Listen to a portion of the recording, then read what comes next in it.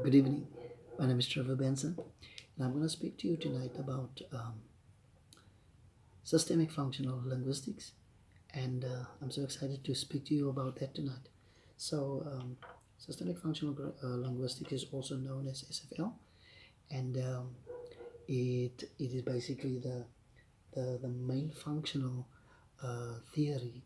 It's one of the main functional theories of language, and it's designed in the 21st century. It's still evolving, and it's designed by Michael Halliday, and yeah, it's still developing it. It's still being developed, and it's taken further by scholars, and we are discussing it now, and yeah, so excited. So uh, SFL has five basic SFL has five basic principles. Number one, it has a um, social semiotics, which means it has it is a system of signs. There's a signifier, and then there's signified. In this case, I will be having a text, which is a song. So the word song is the signified or the signifier.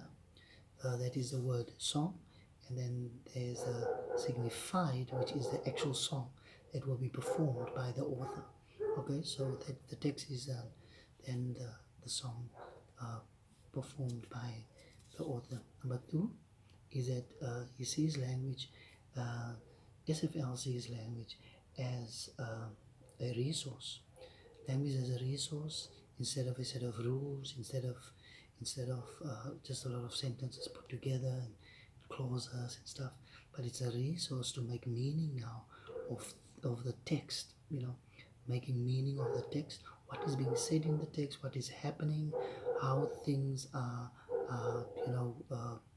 spaced in the text. So it's not correct, maybe something grammatically correct spaced, so but it's how it's made meaning of it. So it becomes the resource then it's in our text rather than a sentence or a clause, or so it's a text. It's That's what it's all about. And this text is now within a context. The text in a context, that's the fourth one. Text in a context. Number one, the semiotic, social semiotic system of science. Number two, uh, language is seen as by SFL as a resource. Number three, the text rather than the sentences. So or the clauses. So it's a text now. And then fourth, the text within the context. Text within the context. Number five, it constituent meaning, which means it negotiate meaning instead of just putting something on a grammatical rule, and those things, the rules of the game, the rules of language, grammatical correctness and stuff like that. It is now making sense and making meaning, which in fact negotiating meaning instead of things that it has been just placed on people. So the reason for this is to understand that we are decolonizing language, and we want to bring it closer to home within the context of our environment, within the context of where you are, instead of just putting a generic language. And so that's what it's all about. So it's a song. The text is a song. So what is it? A song. What? No? What? A song. Number two, for whom? For mom. Those are the circumstances I'm talking about now. A song for what? For whom? For mom. When? On Mother's Day. So number one, what? A song. Two, for whom? For mom. Number three, for when? On Mother's Day. By whom? The author, Benson, T.P. Benson wrote the song, so he is performing also the song towards his mom. You will also notice that there are three participants in the song: the mom, the I, and the we. The mom, the I, and the we. Okay. The place, it's not the actual place, but in the thing you will hear um, talks about our lives, talking about from above.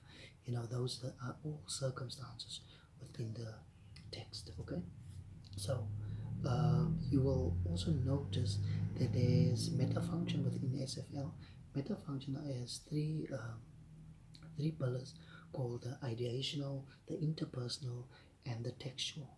The ideational has to do with what's happening. Number two is the interpersonal has to do with the relations between the participants. And number three has to do with connecting all the dots, connecting all the things in the text, and there's cohesion and coherence, and yeah. So ideational, what is happening?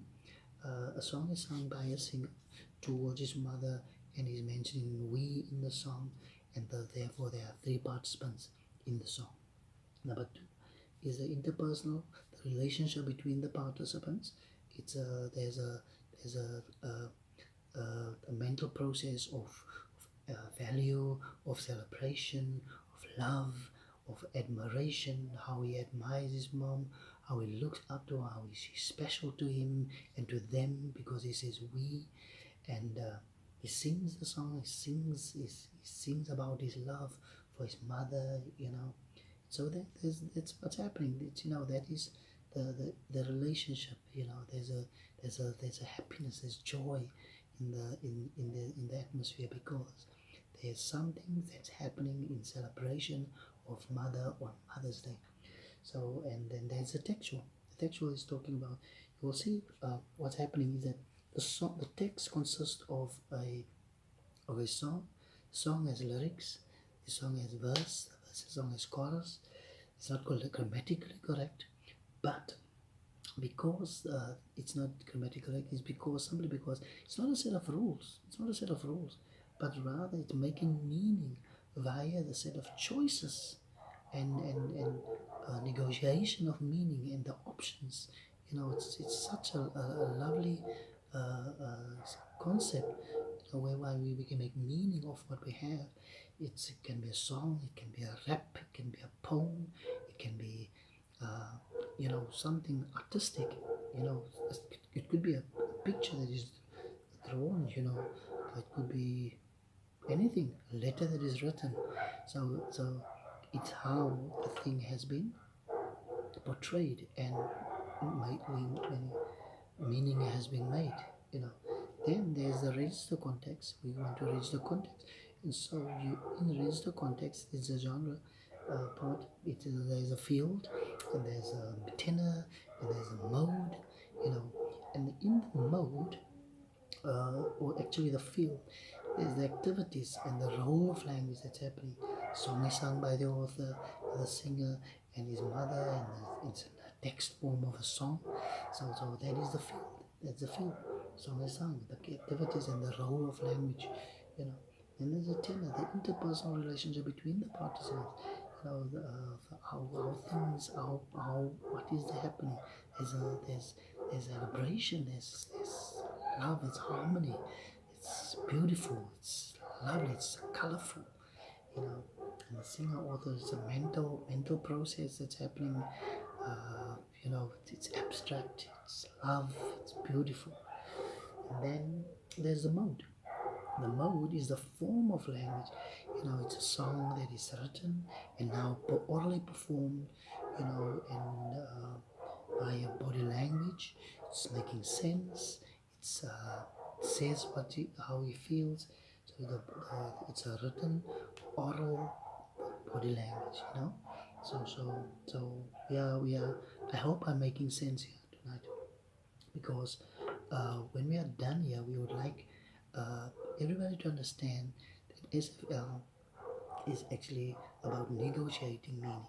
It's about negotiating meaning instead of something that is being, placed from a higher level, higher concentration of information to a lower concentration of information.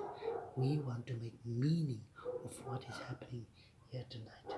So basically, in summary, we just want to say that the SFL is 5 basic principles.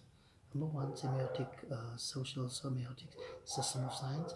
Number two, uh, uh, sees language as a resource.